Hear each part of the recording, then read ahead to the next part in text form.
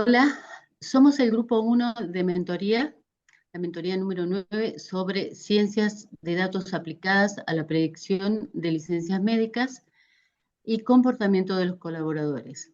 Mi nombre es Susana. Y yo soy Nicolás. Para el análisis contamos con un dataset de una empresa pública con más de 400.000 filas de información con datos necesarios para su auditoría.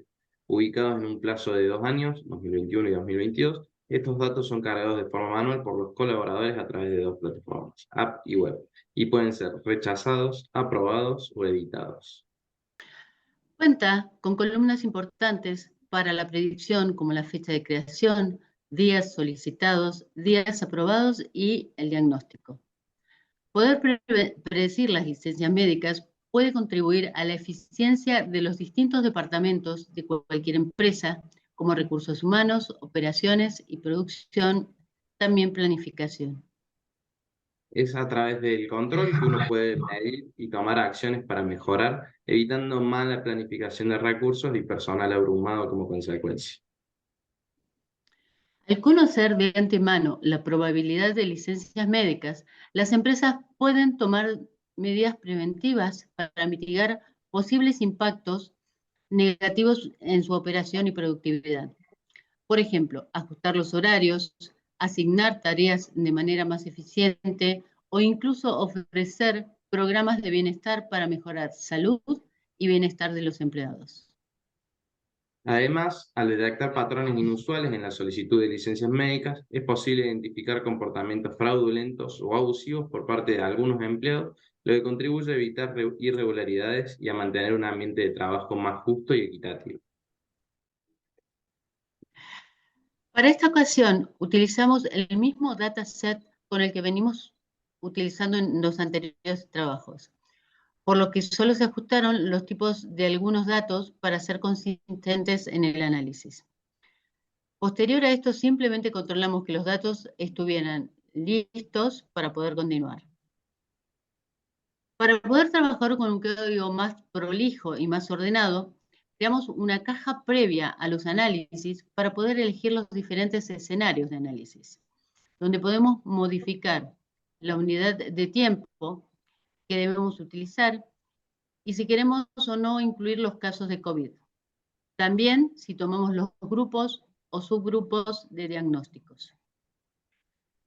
Como primeras visualizaciones sobre el dataset, podemos ver la cantidad de casos a través del tiempo en distintas unidades de medida, ya sea diaria, semanal o mensual.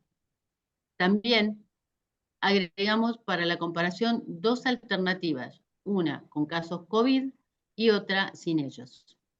Podemos notar y ver en los círculos delineados con rojo los picos de casos COVID en todas las unidades de tiempo de los gráficos. Para comenzar con el análisis no supervisado, vamos a trabajar con distintas opciones. Por un lado, el dataset lo vamos a estar analizando por mes o por semana. También, según los grupos de diagnóstico que ya tenemos previstos de grupo y subgrupo, y se van a incluir en algunos análisis los casos de COVID y se van a excluir en otros casos.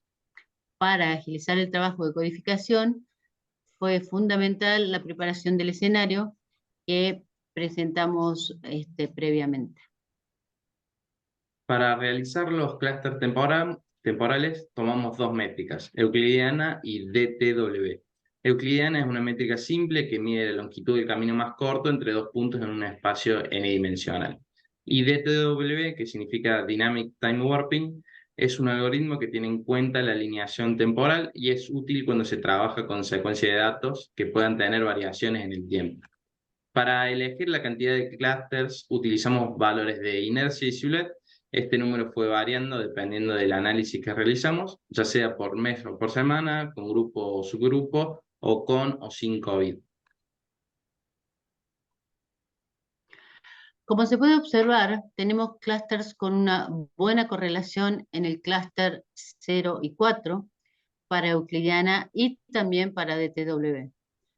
Serán los que utilizaremos más adelante para el análisis supervisado. También podemos ver los resultados y las correlaciones promedio de cada clúster. También en el trabajo utilizamos una adición de una variable categórica, que en este caso utilizamos la variable de género, y trabajamos de la misma manera. Pudimos clusterizar. Acá, como podemos ver, en euclidiana tendríamos el clúster 2 y en DTW el clúster 0 y también el clúster número 5. Para trabajar de manera siguiente, podemos ver también los datos de correlación promedio de cada uno.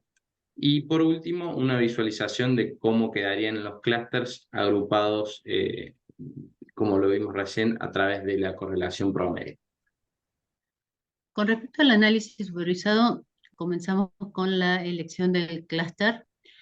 Como habíamos comentado anteriormente, para seleccionar los clústeres nos valimos de los resultados de la correlación promedio. Y de ahí tomamos un clúster para continuar con el análisis supervisado. El siguiente paso fue realizar la descomposición temporal del clúster para encontrar estacionalidad y tendencia. La estacionalidad es un cambio en la medida de la serie que se repite periódicamente cada X cantidad de estaciones. En este caso podemos ver que tenemos más casos de julio a diciembre que de febrero a junio, y también que tenemos cada 4 meses un mes donde caen los casos en mayor medida. Se denomina tendencia de una serie temporal a su comportamiento o movimiento a largo plazo, y en esta serie la tendencia está en crecimiento. También realizamos otros tests, como el de Dickey-Fuller y la autocorrelación, la función de autocorrelación y la autocorrelación parcial. El test de Dickey-Fuller funciona de la siguiente manera: es una prueba que proporciona una forma de evaluar la hipótesis nula. Las estadísticas de prueba, que son menores o iguales al valor crítico, proporcionan evidencia en contra de esta hipótesis nula. En este caso, la hipótesis nula es los datos son no estacionales. Si el valor P es menor o igual que el nivel de significancia, o si la estadística de prueba es menor o igual que el valor crítico, la decisión es rechazar la hipótesis nula, como en este caso. En cuanto a la autocorrelación y la autocorrelación parcial, la autocorrelación mide la correlación entre una serie de datos y sus propios valores anteriores en la serie temporal. Y la autocorrelación parcial, por otro lado, se utiliza para medir la correlación directa entre dos valores en una serie temporal después de eliminar la influencia de los valores intermedios. En este caso, el test sugiere que no hay una autocorrelación significativa en la serie temporal.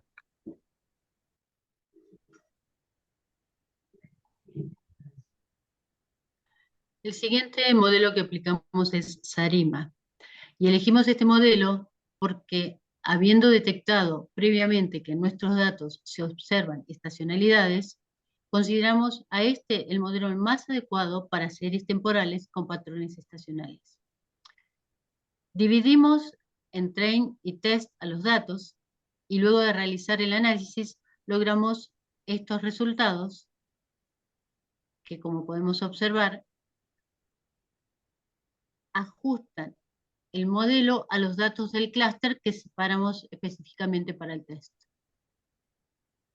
Otro de los modelos que utilizamos fue el Exponential Smoothing, que es una técnica de pronóstico utilizada en análisis de series temporales para predecir valores futuros basados en patrones y tendencias observados en datos históricos. El proceso para el análisis fue el mismo, y en esta imagen podemos observar la predicción de datos futuros que no se encuentran en el dataset basados en patrones que encontró en los datos pasados. Para la comparación de ambos modelos, utilizamos el error cuadrático medio, que se utiliza para determinar qué tan bien un modelo se ajusta a los datos observados. A menor error cuadrático, mejor se ajusta el modelo.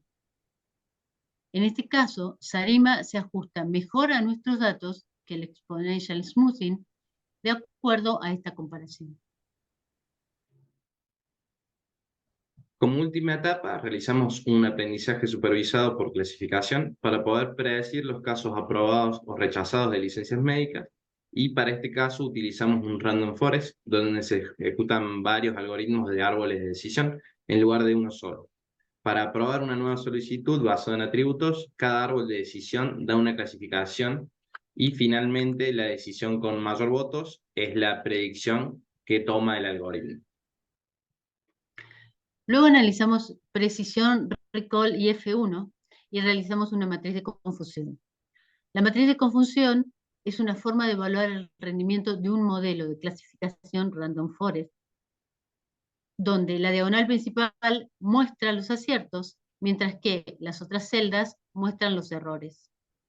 La precisión es la proporción de, en este caso, las licencias que el modelo o método clasifica correctamente respecto del total de licencias.